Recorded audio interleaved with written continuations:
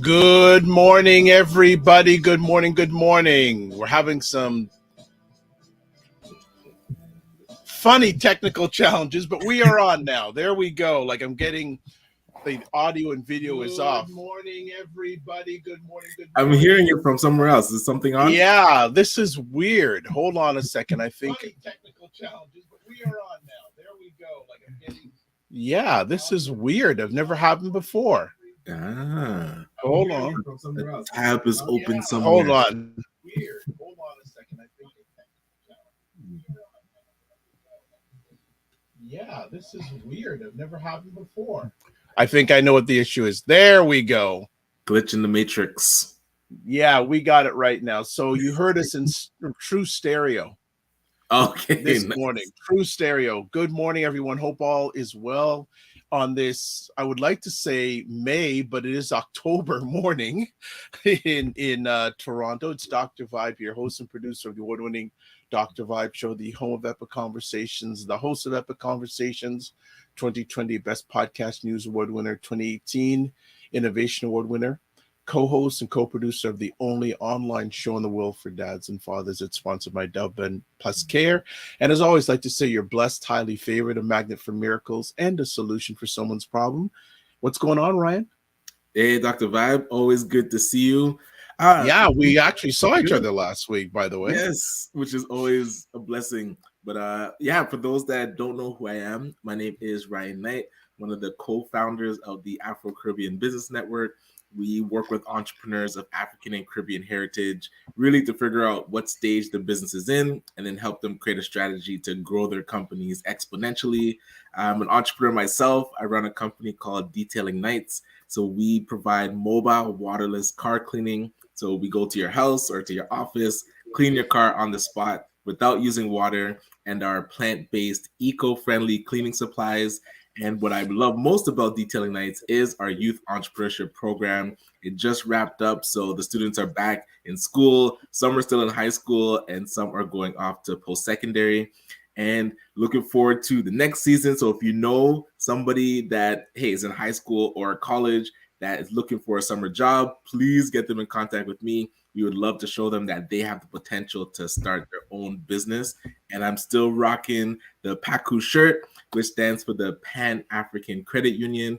So if you want to see a Black-led, Black-serving financial institution come into being, please go to pacu.ca and pledge. They have their application into FSRA, which is the financial regulatory body here in Canada. So if they get approved, we now have the chance to have part ownership of a credit union. Thank you so much. Excellent. And we want to just make a note. First things first, this episode of The Morning Vibe is sponsored by the Macmillan Group, providing mortgage solutions one client at a time since 1999, buying, refinancing, or investing. Call them in Toronto, in the Canadian world, 905-813-4354, US 904-586-5636. So thank you as always to the Macmillan Group for providing their sponsorship of the morning vibe. Sorry if I mess up today. I just to tell everyone, starting yesterday at 5 o'clock, I'll be doing, this is my third conversation. and I have Yes, two yes. more today before 2 o'clock. So I'm doing 5 live conversations for either this platform or different platforms in 24 hours. So a little bit positive, productive going on. What's been going on over the Always weekend, Ryan? heavy. How was the weekend? Did you get out? Yeah, the weekend. So Saturday, homebody. We were running errands up and down, having to head back to Brampton now that we're across the border.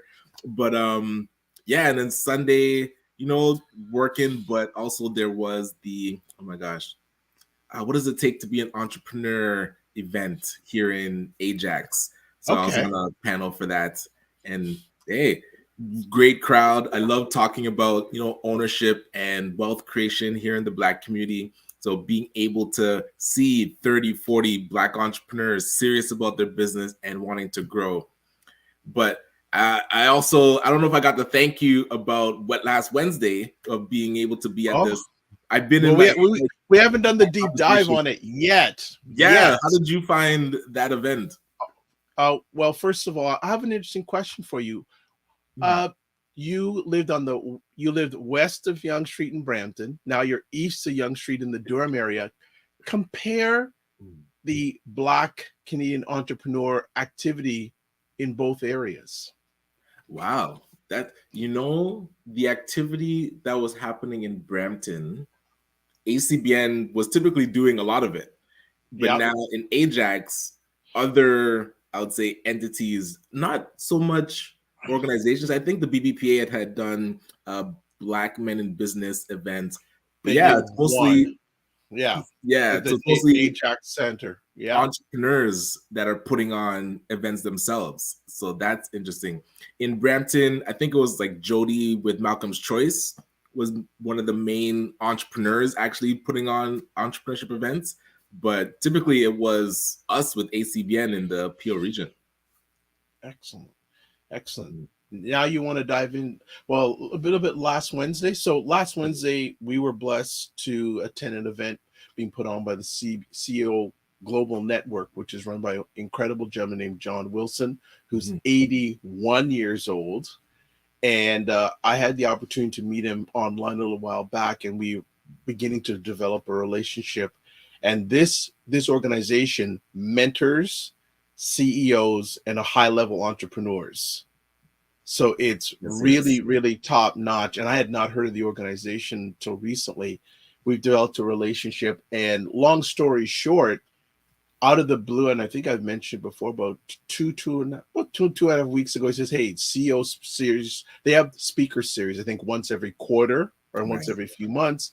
And just we had a great half an hour conversation. About a week after, he says, "Hey, would you like to come to our next event?" I go, "Really?" And I Right. said, "Okay." So he said, "Yeah, I'd like to invite you and any guests to our Mhm. next speaker series with a lady named Marilyn Gist, who is really passionate about leadership and humility."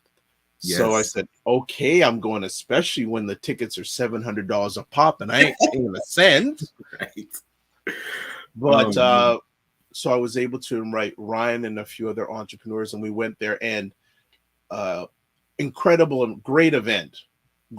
Like for all these people who host events and are event planners, you needed to be there. Just forget about the content, just how the event was run. Because John, who got up at the front, said, "Welcome everybody." Told you what time it started. What told you like he said, "We're going for lunch at this sort of time. We're coming back at 12:52, and we're going to end at a certain time." And they actually ended about 20 minutes early.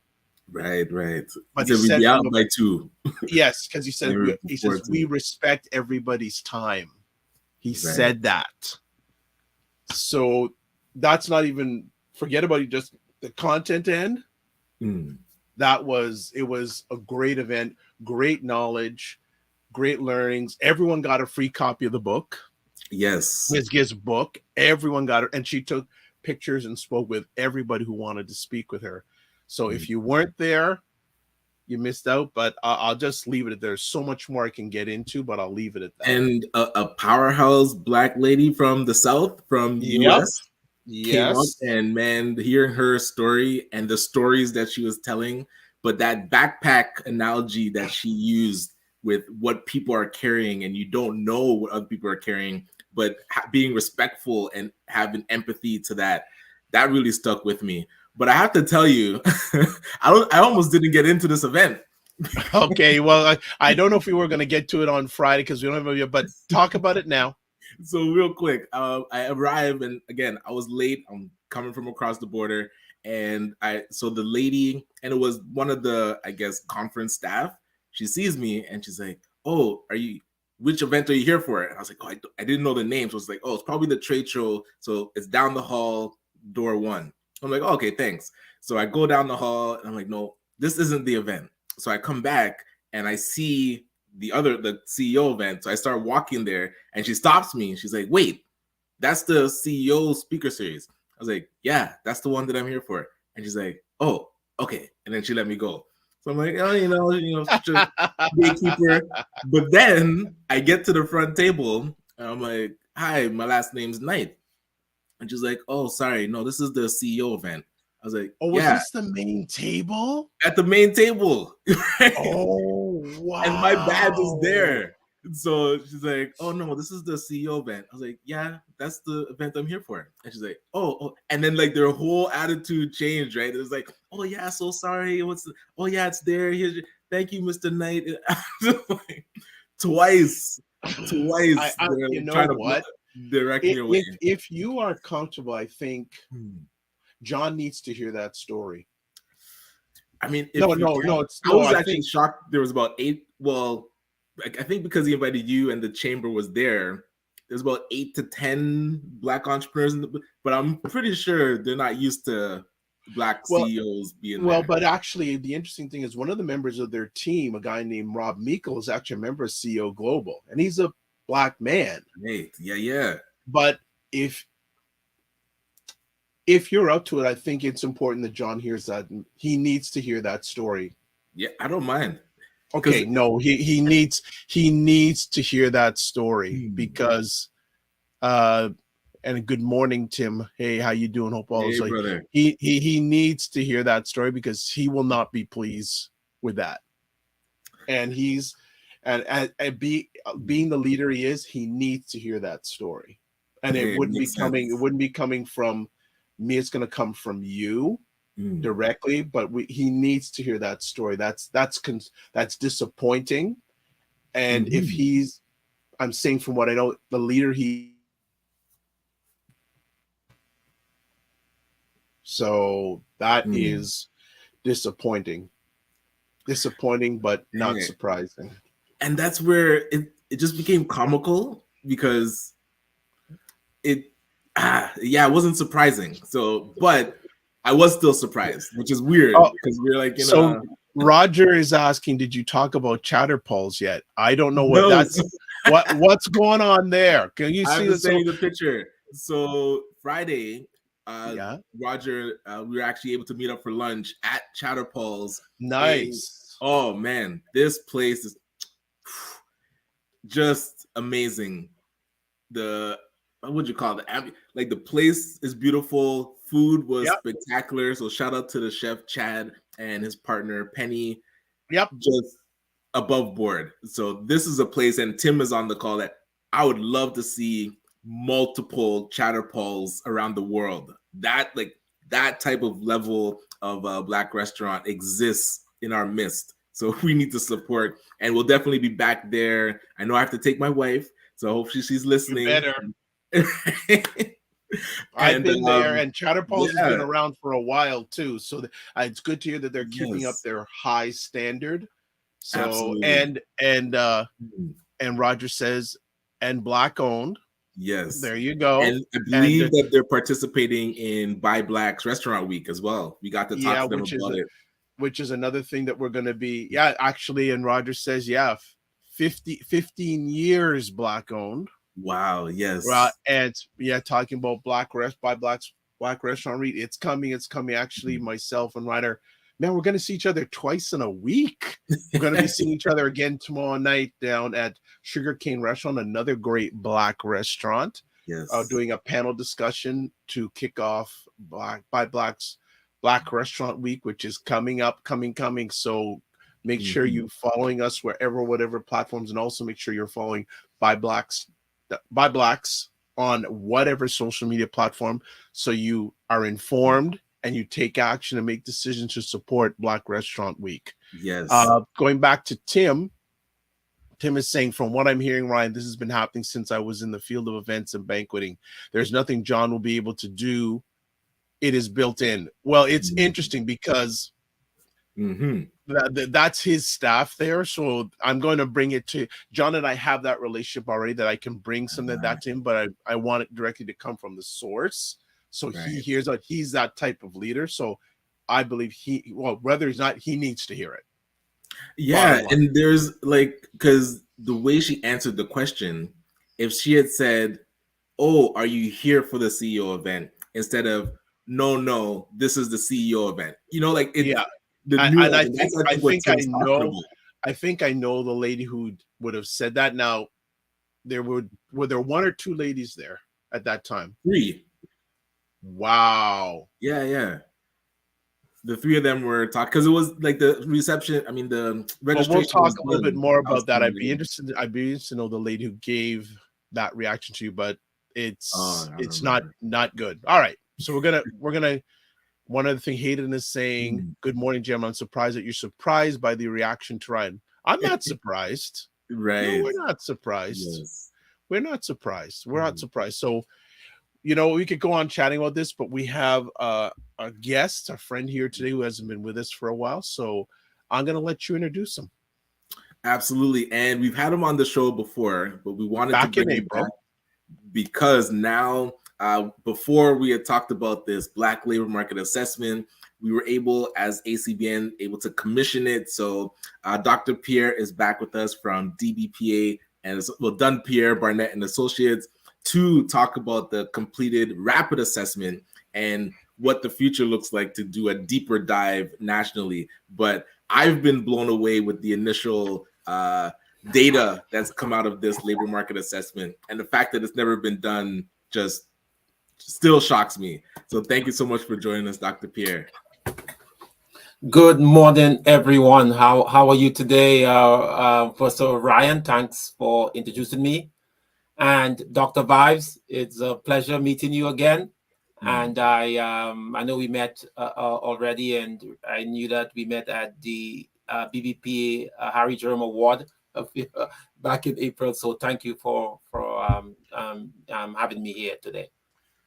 Excellent. Well, good to have you back. And for those who aren't familiar, I guess our first question, or my first conversation, is what is a labor needs assessment, sir? Market needs assessment. What is that? Okay, well, thank you very much for as I said, for having me here, for also inviting me to speak. Well, the labor market, a labor market assessment or a labor market needs assessment is it's a very old concept. Actually, it's a concept that originally developed by the UN, the United Nations, also followed by the International Labour Organization, and has for years been adopted by the World Bank in its quest to develop countries to develop the developing countries. So, for example, when Japan got decimated in the Second World War, one of the couple of studies they conducted was a labor market needs assessment. I believe they conducted about 4 within 10 years. So to see how the country would develop, what some of the gaps are. India again conducts a labor market needs assessment, and we know that they specialize in IT. Countries like Ireland, countries like Rwanda, government in Jamaica, St. Lucia, many developing countries conduct these labor market needs assessment. So by definition, I just want to go to the source. So by definition, the ILO, which is the International Labour Organization, describes a labor market assessment are activities conducted to assess the future skills needed in the labor market, okay, in a strategic way, using consistent and systematic methods, okay? The labor market needs assessment gives information on occupation and industries within the labor market, such as jobs, job types, number of jobs, salaries, education, the workforce, the demographic of the workforce, the number of establishments. It also aimed to provide information on the labor market actors, about current and future skills, inefficiencies, imbalances, and constraints within their labor market. It tells you about the future, what will happen in the future, what has happened in the past, and what had happened, what are some of their challenges.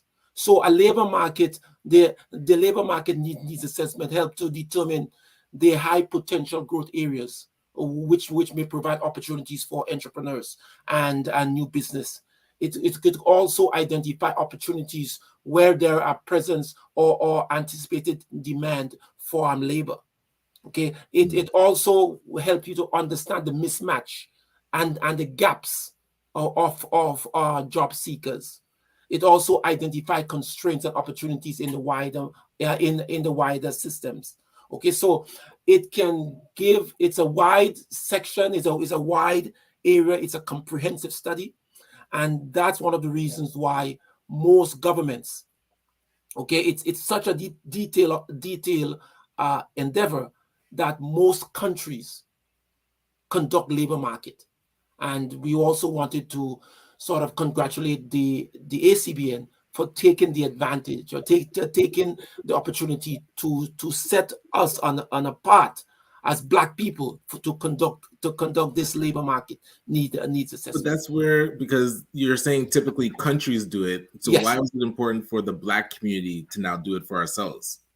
Well, for example, that's a very good question. So, for example, Ryan, in order for you to develop your country, I'm talking about develop, you have, based on not my word, but based on the ILO, based on the World Bank, you must conduct a labor market needs assessment.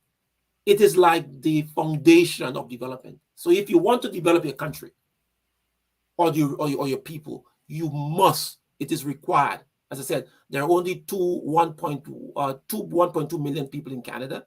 There are 2.2 billion people outside of Canada. And the body of knowledge, the researchers said that, hey, in order for you to develop, this is something that you have to do. However, we have seen that in the last 50 years, there's no labor market needs assessment that's ever been conducted on the Black population. Mm-hmm. And this is something that a few weeks ago, 2 weeks ago, I had a meeting with some of the some professors from the universities, and everybody was shocked. To say, well, hey, in 50 years, why have we never had a Black labor market needs assessment? And we know by doing the research, we could understand why. Because the same problems we had in 1980, 1990 are the same problems we have in 2022. Because these are the studies, these are the fundamental studies that were designed by the International Labour Organization, which governs labor in the world, by the World Bank, which is the most the organization that contributes the most to development of people. These are some of the guidelines that the labor market needs assessment has to be done.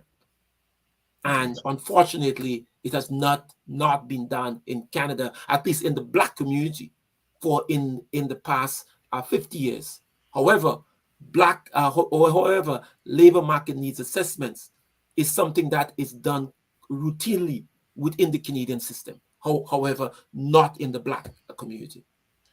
Dr. Pierre, let me ask then, why has this been able to be done now compared to what hasn't been done in the last 50 years? What was the impetus to get it done now? Well, it is right. Well, I guess there's a lot of attention on Black businesses, on Black people, and the systemic challenges that Black people face. As I said, the same problems we had in the 1980s we have now, and also the ACBN last, I think October or November, had sent out a expression of interest to conduct a labor market needs assessment, and our firm had made the application, at sending the proposal, and we were successful in getting this labor market needs assessment done.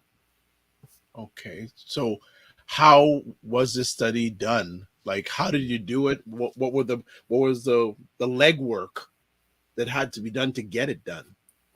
Okay then. Well, very good.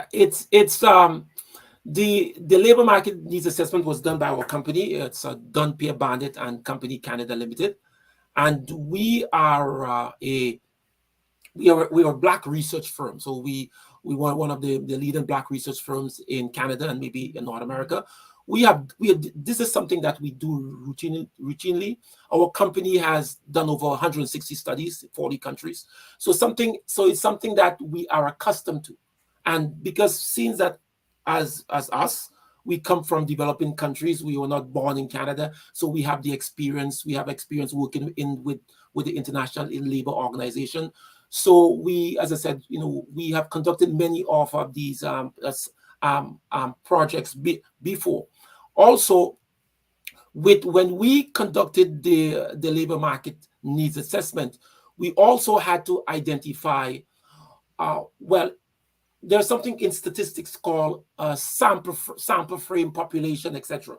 And because our company, what we have that most other organizations do not have, is that we have a comprehensive database on the number of businesses that are in Canada. So, for example, just to summarize, there are about 1.9, let's say 1.2 million Black people in Canada.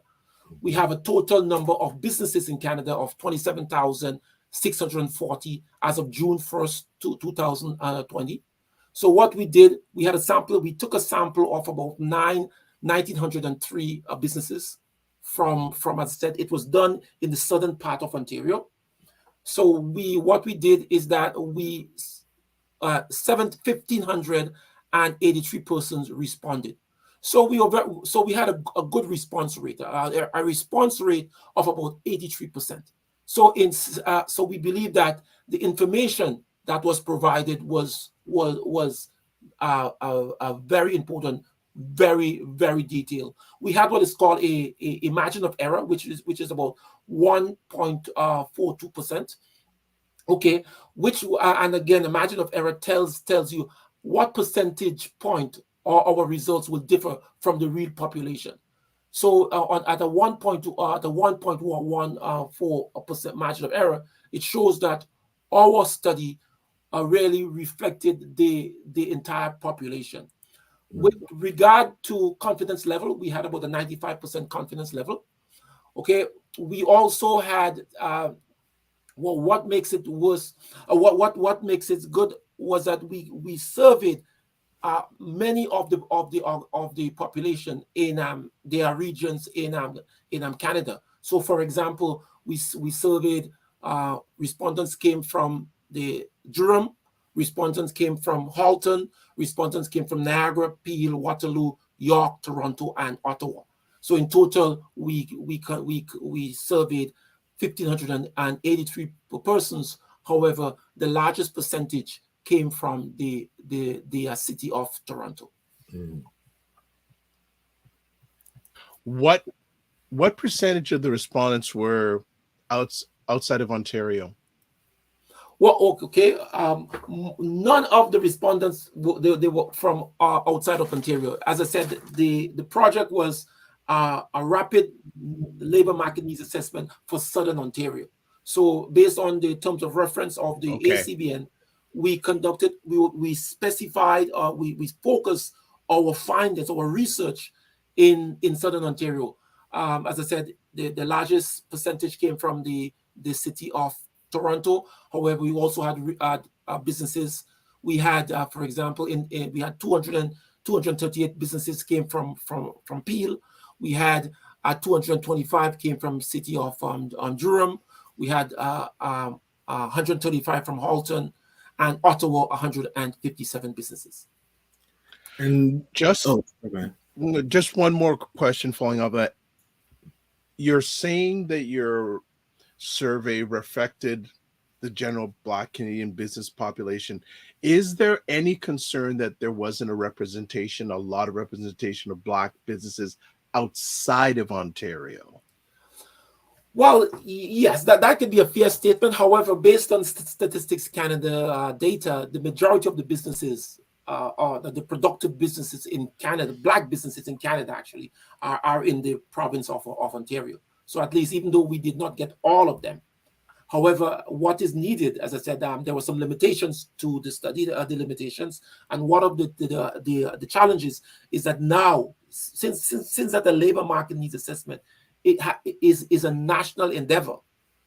What we have to do now, what we have to reach out with the government or to other stakeholders, is to conduct a labor market needs assessment in the entire country of Canada, involving all businesses. I think that will be ideal for us. And I said that's one of the disadvantage, the limitation of the study, is that we only conducted it. Well, first of all, we conducted a rapid labor market needs assessment, and the second of all, it was confined to the province of Ontario. However, as I said, funding is a major factor. Mr. Knight will tell you about that. How these things are very, very they're involved. They involve GPS. They involve sophisticated software. And again, we have the company. We're able to do this type of survey with specific guidelines, with specific mandates from the World Bank, from the ILO, who in fact most of our studies are always done based on ILO standards and based on World Bank standards. So we use specific software for that. We're able to get data based on GPS. So we're able to get define information on the respondents. So we as an organization could collect data based on someone's postal code or a zip code. So that's how accurate we are in terms of our analysis. And as a company who has done this in, as I said, 40 countries, as a firm, we have I think we have done maybe more studies in that area than any of the universities in Canada. And I think that we believe that we are the leader in conducting this specific type of labor market needs assessment. And we believe that, as I said before, in order for our country to progress, it is something that has to be done. It is an emergency. Okay. For us, we were doing we had an economist to look at the amount of funding that has been done, has been given to the Black community. Okay, 170 studies over 50 years, almost $2 billion in aid from the government, lots of funding. And the same problems we have in 1980, 1990 has been the same problems that we exist in today. Racism, over policing, the problems with our youths, discrimination in terms of we as Black people, we are not gainfully employed properly. And so the labor market needs assessment, according to the World Bank, is needed, Dr. Vives and Ryan. It is needed. Because if we do not do it, we'll still, in 40 years' time, 30 years' time, we'll be still having the same problems. And that's why countries as India and Japan and Finland and Ireland and Rwanda and Jamaica and St. Lucia and many other countries have seen the importance of these studies. However, this is not seen as something significant in the Black community in Canada. And we believe that it's an emergency. It's an outcry, and that's why the ACBN for at least taking the first step in finding out what Black people need. Okay, so for example, Dr. Vives, if I ask you, if you have let's say a friend from Jamaica or Trinidad and Tobago or South Africa, Nigeria, and that friend asks you, Dr. Vives, I want to bring my child to Canada, my wife and my 3 children, 2 are teenagers, 1 10 years. Which is the best school for Black people? You don't know. Which area has the largest income for Black people? You don't know. Which I know that. I know that answer wherever Ryan hangs out. Right. Well, yes, okay. But so similar. So I'm just I'm going broadly, but the labor market needs assessment can identify these things. So, for example, in what some of our analysis, we found out that there are with the 42 top industries in Canada, Black people are dominant in what the Black people are actively participate in 26 of them, but they're really dominant in only 6 of them.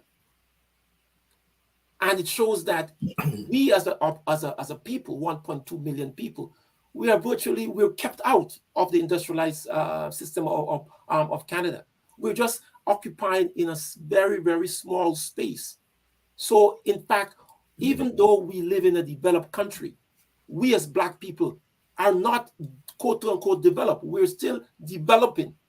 And from the labor market needs assessment, it shows us that some of the challenges that we have as Black businesses in Canada are the same challenges that other countries are experiencing.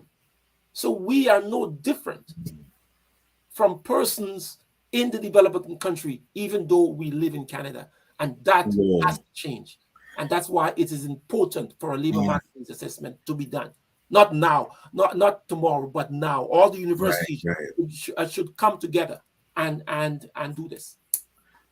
And that's where I was curious about getting into actually some of the findings and those dominant industries that you mentioned. I was just looking at the study and I noticed 25% were in professional services, so legal, accounting, and consulting.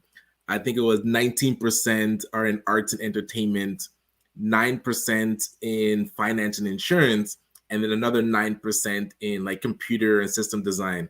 But the stat that really stuck out to me is that 86% of our Black firms employ less than 5 people. Right. Now, finding this type of information, what comes to your mind? Like, what does that say as the Black community where we're not even growing our businesses to over 10 employees or 100 employees? We're staying really small. Right. Very good question. A very good observation. And this is why, we say that we have a crisis in Ontario. Okay, we have a crisis in Canada among the Black businesses. Okay, universities have been conducting study for over 50 years. Okay, they've never, none of the universities has ever conducted a labor market needs assessment. I'm not condemning the universities, okay, but I'm saying that, as I said, no offense, but there is no Black university in Canada, and the board of directors, the people who governs the universities, are not people of our kind. So we understand. However, in order for you to so there is this what is called a mismatch, or this misnomer, what we found out about Black businesses. So if you look on Stats Canada page, small businesses between 1 and 99 persons. Okay, that's okay. So we as Black people, we say that we have a small business, but based on our findings, okay, based on labor market or labor market needs assessment, a dogma, or okay, when you have 1 to 1, so for example, so businesses are divided into different bands. So a 1 to 4 business, when you have less than 5 employees, 1 to 4 employees, it is called a nano firm. So a nano firm, nano firm are companies between 1 and 4 employees, and most nano firms, over 90% of nano firms, are what is called self-finance, meaning that you have to raise the funds for yourself. So from 5 to 50, you have what is called micro enterprises, and from 50 to 99, you have small businesses. So from our study, most of the businesses in that we have for the Black businesses in Canada are really, very few of them are really small businesses. Most of them are what is called nano and micro firm. For example, nano firms, meaning that you have to finance it yourself. And that's where the challenge comes in. So you have your small business, you have a great idea, you go to the bank, you say, hey, Mr. Bank or Miss Bank, I want to finance, I want a loan for a project, or I have a great idea. And the bank said, well, how many employees you have, whatever. And you apply for funding, you do not get funded. Okay. So the bank has their band. I think that so now we now have to find out the best ways of funding our businesses. And we know, for example, that banks in Canada do not fund Black businesses. So if you have a Black business in Canada, the most likely that the banks would not fund you, because as I said, the situation is so bad or challenging in Canada that the government had to come up with its own funding. Right. Okay. Because banks, we are 3%. We're only 3% of the population. They can do without us. So it's not a priority for us. I mean, we have to understand that.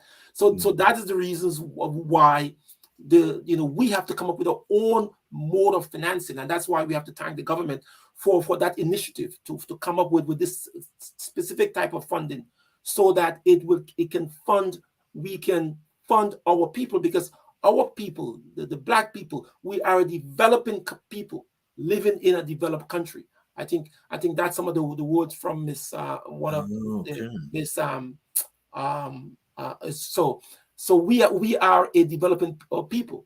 So our terms and conditions have to be different. We cannot be treated the same way as most other organizations are treated. Just give me 1 second. Sorry. Okay. And that is why the labor market needs assessment is so important, because it brings out all the nuances, all the challenges of running businesses, because businesses, the engine of the society. Okay. And we can see a lot of the issues with let's say, for example, crime. Okay. One of the reasons why some of the crimes in the Black community is a result of these crimes, the drugs and whatever we have, are what is called economic crime. Okay. Crimes of economics, because we are not represented.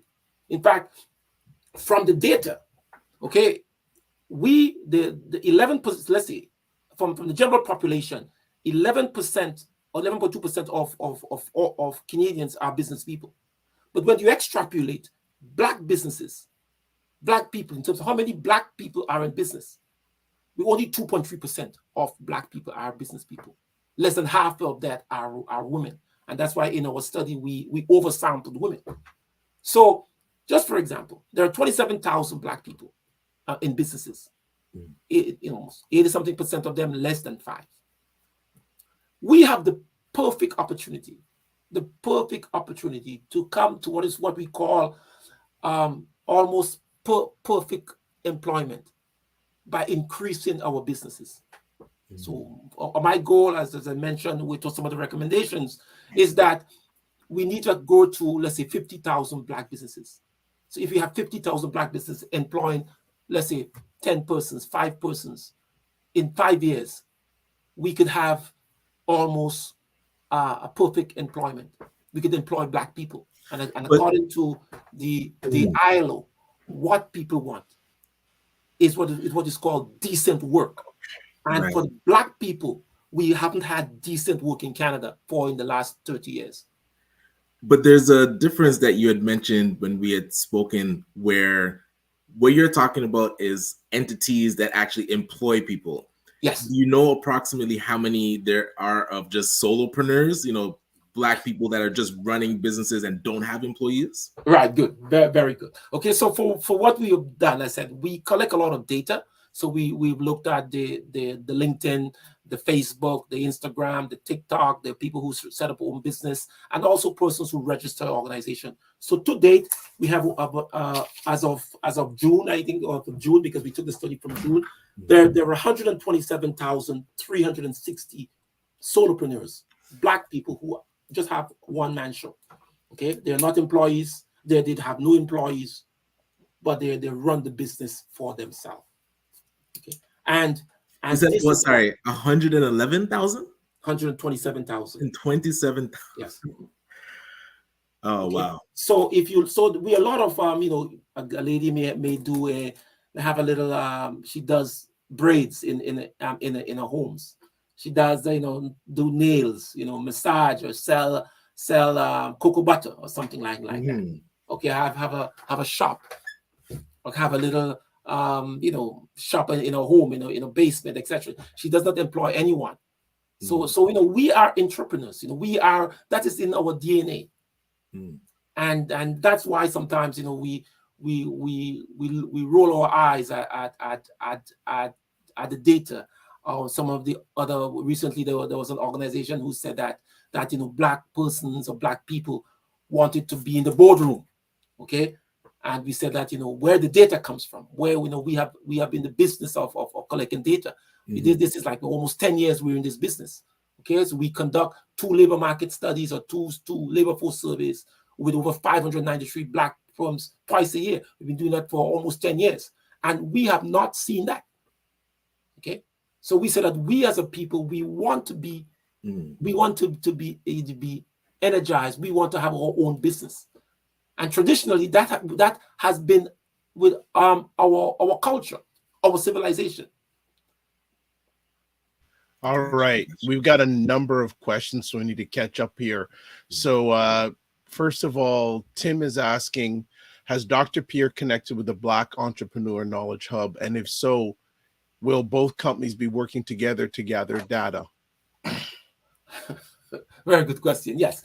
I think that the Black Knowledge Hub had reached out to me, Miss Andrea, Pierre, and Mr. Dr. Grant, and all the others have reached out to us. We hope we're willing to help us at least. I think that it is important that we as professionals, as specialists, or as labor market specialists, what we can provide a lot of assistance to the Black organizations. Okay, and it is important that these things be done in a specific way because most of the labor market needs assessment are something that is carefully governed by the World Bank, carefully governed and monitored by the ILO, which has certain mandates. It is linked with GPS and has certain coordinates that has to be followed. And we believe that the government, that the Black Entrepreneurship Hub and all the other organizations should really come together to conduct a labor market needs assessment for the Black community. It is urgent. It is very, very urgent. It's urgent as a heart attack. It is important. Okay. Tim has another question, maybe for both of you. So if most of our businesses are nano businesses and the banks do not loan to nano businesses, why are the Black associations mainly focused on spending money on wraparound programs to prepare nano businesses for loan applications that we already know what the answer will be? Right. And that is one of the challenges. Very good question. And that is one of the challenges when there isn't a labor market needs assessment. It's when you don't have a labor market needs assessment, you don't have the data, the foundation. So what we see that persons, you go to businesses, you write very good resumes, and you don't there's no jobs for you. You have your business and you can't get financing, etc., etc., etc. Because we are not the labor market needs assessment looks at the gaps, look at what is called the job creation rate, the job destruction rate. Okay, what will happen in 3, 6, 7 months, 3 years, 5 years into the future? Okay, you use econometrics to do calculations. Okay, and that is why it is so important. And we ask. I know that most of the organizations have received money and funding for Black entrepreneurship and all the nice words. But what will happen is that in many cases, people may end up being disappointed because it must be grounded by data. What you do must be grounded by data. You cannot just come up and say, where are the? So if I were to ask, which is the highest job creation rate for Black people in Canada? Which sector, which industry is the highest job creation rate? Okay, and what will we say? Which is the construction industry? Okay. So it's what, and that's where the data comes from. Okay, if you put 100 persons in the 42 industries or the 26 industries that Black people are normally are in, 11 persons in the construction field will get a job first before one person get a job in any other field. Okay. Hayton also says, this is the first time I've ever heard that banks really don't need us. It's a shocking reality. Live says, oh, and then Hayden also says, how does our 3% compare to other people's in Canada? Well, Statistics Canada, have all the data. Also, the Indigenous community, they have obviously, they are in law, they're shrined in law, so they're protected. But other organizations conduct labor market needs assessments. If you look at the Filipinos, they know where they are. The South Korean, the South Koreans, they know where they are. Jewish and in other organizations, they conduct regular survey on their community, and we have to commend them for it. However, it is important for us to conduct our own research, because we're on a few organizations or ethnic group that depend on the government to fund everything we do. And we have to start taking responsibility. Okay. Because I said the same challenges we had in 1980 are the same challenges we had. With regard to the 3%ers, we are 3% of the population. It's not my word, it's Statistics Canada. So if you have a 3%, hey, 96, you can serve 96% of the other population. And so for example, from the studies we have seen over the last 2 years, some of the respondents have said that the banks now are speaking to them, entertaining them, talking to them, and which is good. So we cannot really, as I said, come down on the banks, because the bank has their mandate. Remember, the banks are profit-making organization. Okay, we as a people, we have a lower credit score than the average population. The average credit score for Black persons is 640 and 670. Okay, so our credit score is lower than the population. Banks deal with numbers, and obviously, if you do not fall within that band, most likely the bank may not give you a loan. Okay. All right, another question, Ottawa. YBP, organizations receiving funding or providing these wraparound or other programs, do they have progress reporting based on data analyzing the effectiveness of the services provided? Do we know the impact of their services in intended incomes? I think maybe Ryan's a better answer to that question than Dr. Pierre answer that first, and then I'll all right. Well, I don't think there's any, but I'm sure there's some. Well, I do not know. I can't really give a decisive answer to that. I do not know the data. We have to analyze the data, because the data has to lead our conversation. So we have to make decisions based on data, and none of the organizations have really reached out to us. But what I want to say is that so what traditionally what has happened is that the government gives funding. I think that 44 Black organizations had received about $57 million, if I'm not mistaken, Ryan. 40 received close to $100 million. $100 million, okay? 44, they received $100 million. A lot of money, okay? And, what will happen is that if no data, what should have been done, for example, was these countries, they come together and they come together and they should have conducted, first of all, a labor market needs assessment to see what is really going on in the Black community. So that should have been done first. However, no one. No. However, I think before you mentioned about the labor market survey, you said two very important words. Do you know what you said? I think I know what he said. You probably. So Ryan, what 2 words do you think I'm going to put out? come together. Thank you. That's all I needed to know. Right. There you go. Yes. That's there you Yes. go. Right. So and that is the crux of the matter. Okay. In the Black community, we are a very, very divided organization. In fact, there are 207 ethnic groups. Okay. Everybody goes to the government for themselves. Everybody wants it for themselves. Everybody wants to be a leader. And especially if you are a woman, okay,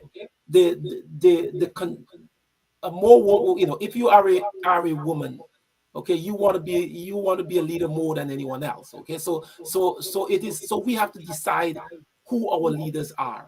We have to elect a leader. They can have 77 leaders. Okay, they need to have one or two leaders. There are very few Native community organizations, so we have to decide who should be our leaders, who should represent the Black businesses or the Black community in Canada. And this is something maybe. But don't you feel it'd be more powerful if, like, the organizations that exist? Yeah, I agree with you, Ryan. I don't like the one leader thing. Yeah, I don't. I'm not. You know? That I don't. Okay. I think. Well, yes. Well, that's it. Okay, there should be a leader. Let's say collaboration in a leading organization, or two organizations, or three organizations that falls under the umbrella of and then so that will happen. We have 4 organizations or 5 organizations that lead in specific areas, but we cannot have 77 organization. Ryan, we were there when we at the Black Leadership Summit. There was a presenter from the EDC, the Export Development Corporation, and they were frustrated. They said, "Hey, how much? 77 Black organizations all coming to us. Some of them, 4 or 5 people, all want funded, all want to represent their people. It just cannot work." And that's the challenge we have when we do not have systems. It's interesting. Aldo Fino says that is systemic. I somewhat agree with that, but I think that also, it gets back to I haven't had a chance. Our core 3: trauma, symbolism, repetition. Right, and our credit score is part of the system discrimination. Well, it's really important that Alfina mentions that, because this is where we start to realize how invisible we are to the actual banking system. The way that we structure our businesses is in a way that perceives high risk. Systemic racism perceives high risk. The credit score system that they created perceives high risk. So when we're walking into a bank, we're dealing with so many factors and variables that are against us. We really have to eliminate some of those variables. We can't just walk in and expect to be treated the same. And this is why the government had to create those programs. But remember, the banks walked away. The bank said no to the federal government about the Black loan program that they created. So we're not, we are in battle. Like, we are going up against an enemy. Like, this isn't fair play. And when we talk about systems, it's not designed for us to win. So we have to really get that into our heads. If we don't see ourselves as a nation within a nation, that what Dr. Pierre said, a developing nation within a developed country, we are still developing and we're going up against an enemy that's trying to hold us back. This isn't like as simple as eliminating anti-Black racism. Yes. That is a cop-out. Right. We have to go deeper than that. And that's one of the challenges we saw. Okay, what we've done for the last 50 years. So we've looked at all the studies from all the universities. Okay, we came up. Our research is not limited, but we came up with about 172 studies since 1967. Racism, discrimination, anti-Black racism. Mental health. This. It goes on and on and on and on. And nothing about the labor market needs assessment. Even though the World Bank said, "Hey, you have to develop your country." Okay, based on that's the first step. Okay, and nothing has been done. But you see, because Canada would say we're already developed. Yes. So thank you for your input. But yes, we're good. But as a Black community, we're not developed. We're not developed. And that is why we have to start with the labor market needs assessment. Also, we found out that in Canada, they use what is called so when we were conducting the survey, we had to code the survey. Okay, so we use the World Bank survey solutions. So when we code in the survey, we code the survey in both ISIC codes, and we also code the survey in NASIC codes. So when we are looking at the NASIC codes calculations, we found out that the NASIC codes only exist in 3 countries: Canada, the United States, and Mexico. Whereas ISIC codes in over 193 countries. Okay. So how we perceive ourselves, okay, we have to say that, hey, we have to start creating our own initiative, creating our own part. Okay, the information, there are data that we need. Okay, we should maybe focus more on ISIC codes rather than their NASIC codes. I mean, there's so many information, there's so many things that we can learn from the survey, because in Canada, in Canada, United States, and Mexico, there are about, let's say, 47 million people. Okay. Which is historically has been discriminated against. All right, I'm going to jump in here because we're going into some bonus time here, and there's still some more comments here. So let me just catch up here. Live lending group, I believe the key is communication among the organizations and should merge accordingly.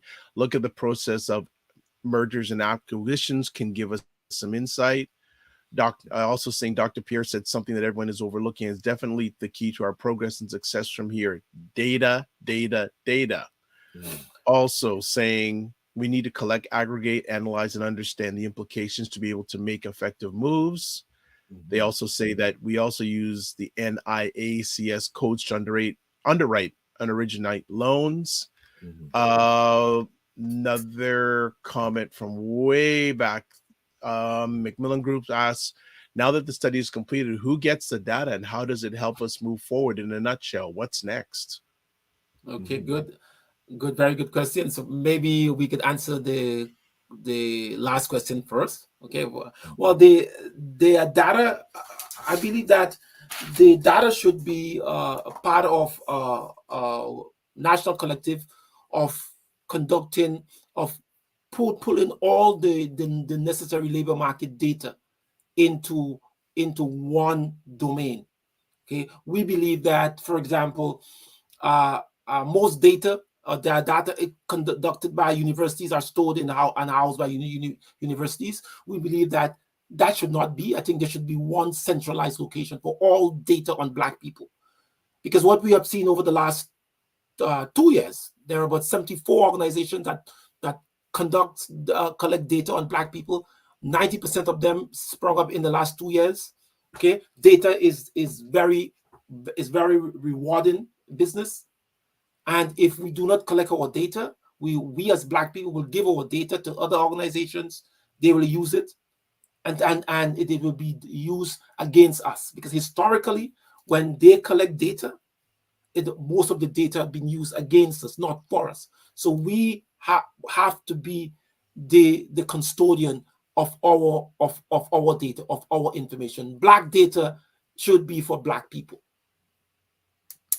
Good stuff. Another 2 more conversation pieces. How can we be more active participants in bringing this labor market research? Okay, well, this is very good question, and that is what we have here by spreading the good tidings, by being disciples, by conducting these research here, and by having programs on, like, shows, conducting shows.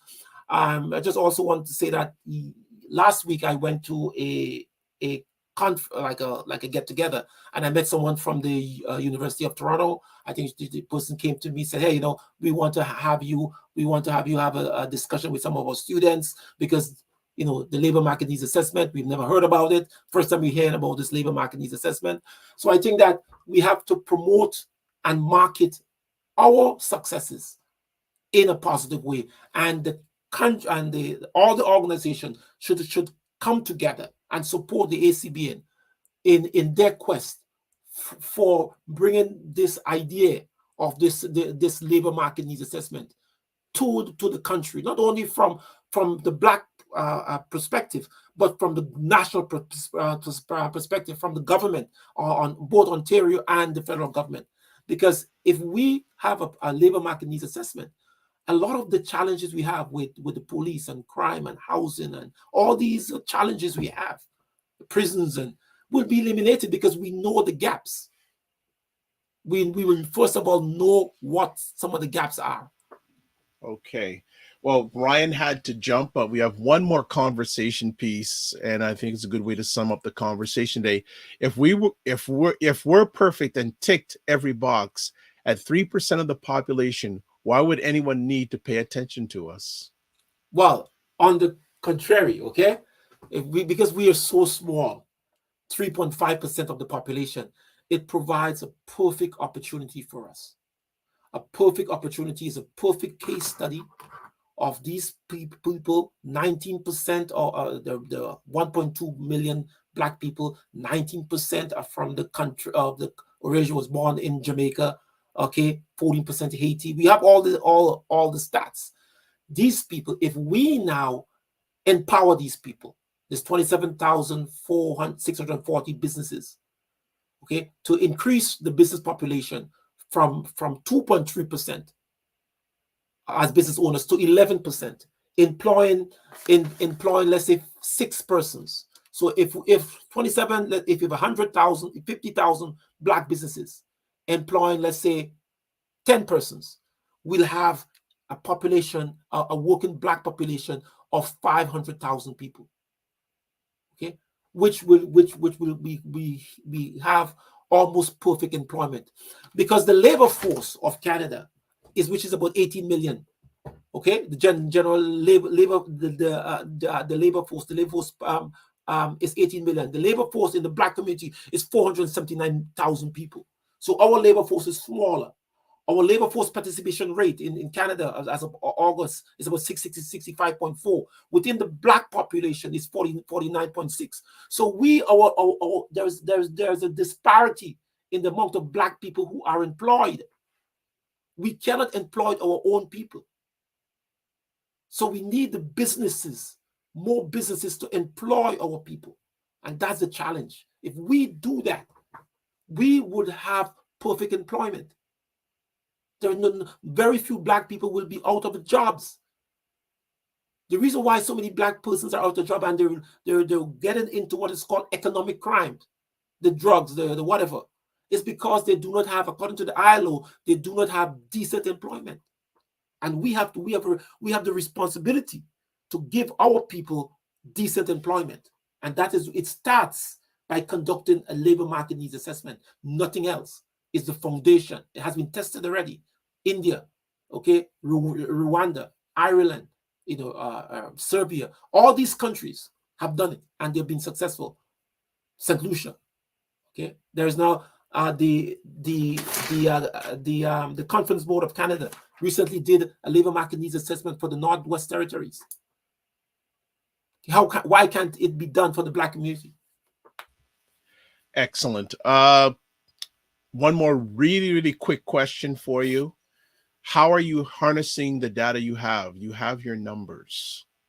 Okay. Well, what we have our company. We believe that we are one of the largest database and data collectors of Black people anywhere in the world. So we collect data on Black people in about 90 countries. We have what is called a Black labor market, Black data and information system. Okay, it's dpbglobal.net. So we have what is called a Black data and information system. So we collect data on everything related to Black people surrounding their labor and social issues. And I think that what we are trying to do now is to monetize that. Okay, is to get persons to subscribe to our data portal. And by subscribing to the data portal, organizations will now be grounded with enough data, with enough information to make policy decisions about our community because they have the data. We also provide all the frequency tables for them so that they can see who are what the sample size are, where the sample came from. We also provide geospatial location. So we believe that our model of providing and being the epicenter for data for Black people is only maybe a few months away. We're getting funding from some organization to fund that portal. All right, that is a wrap. We got two more quick comments that are made live. Lending Group, let's have a central Black commercial data analysis hub. Good idea. And then final comment, the takeaway for today's show is that if we don't do for us, we won't survive. Very good. Very, very good question, because we have to do it. We cannot rely on other races to make decisions for us. 92% of all decisions about Black people are made by people who are not Black.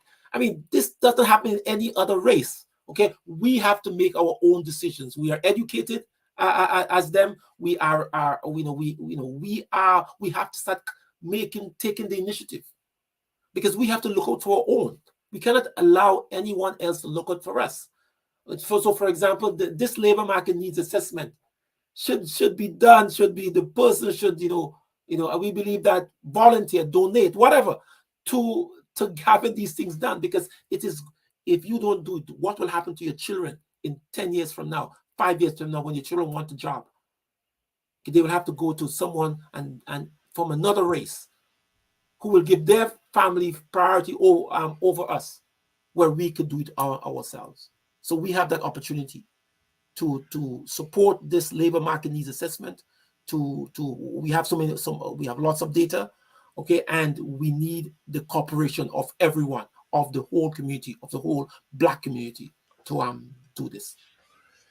All right. Well, thank you, Dr. Pierre. And someone's already given you a new title. Dr. Pierre should be the leader. I believe data is a new goal. Utilizing the data for AI and machine learning is the future. So, Dr. Pierre, I want to say thank you for taking the time to share with us today. If you want to get in contact with Dr. Pierre and his organization, the website is on the screen, and it's a dpbglobal.com. If you want to find out more information about the great stuff they're doing, please reach out. Dr. Pierre, thank you so much for taking the time. As always, make sure that you give yourself grace and that you don't just manage your time, manage your energy. Thank you very much. And it's been a pleasure for having me here. Once again, to the listening audience, if they want to contact me, as I said, my name is Justine Pierre. My phone number is 647-966-4783. 647-966-4783, and you can contact me if you have any questions. My email address is cjustinepierre@gmail.com. So CJUSTINEPIERRE@gmail.com, or they can use the website. The website has all my information. So once again, thank you, Dr. Vibes on the show. Thank you again for the ACBN for giving us the opportunity, okay, to conduct this historic study for the people of Canada. Thank you very much. Have a great day. Take care. Thank you, sir. Bye. All right. We had another epic conversation. Very good. Very good. And thanks everyone who caught everything live today or on the replay. It's appreciated and not taken for granted. As always, we were speaking with Dr. Pierre, but I also want to just make sure if you want to watch replays of today's conversation, you can catch them at the Dr. Vibe Show on YouTube and Facebook, Afro-Caribbean Business Network, Facebook and YouTube, and Ryan Oneil Knight on YouTube. So thank you so much. Also, if you'd like to promote your business or service on the Dr. Vibe Show, please, not on the Dr. Vibe Show, on the Morning Vibe or any of the platforms I host, please feel free to reach out to me at dr.vibe at the drvibeshow.com. Also, a huge shout out to the Macmillan Group for sponsoring today's epic conversation. Just a few more quick messages. Adolfina says, thank you for all the gems. Live says, this was a great episode. Well, Speaking that all our episodes are great, but we'll take anything we can get. And Ottawa YBP, thank you so much for taking the time to listen. And what we'd like you to do is share it out. Share out what we're doing, and whatever platform that you are watching us on, subscribe to it so you get notified of upcoming epic conversations that we are doing, and we're always doing, or I'm always doing. So want to end out with this: live your life as a dream. If you can dream it, you can make it. Sometimes you have to get small to get stronger. Block assumptions, then aim bigger, aim better, aim higher, aim wider. Love, faith, and respect. Remember to give yourselves grace, and don't just manage your time, manage your energy. That's on behalf of myself and Ryan. Ryan had to jump off earlier. We will see you back on Friday morning at 9 a.m. And remember, subscribe, so you're notified what's coming up, because we got lots of great things coming up. So God bless, peace to you all, keep the faith, and remember, walk good.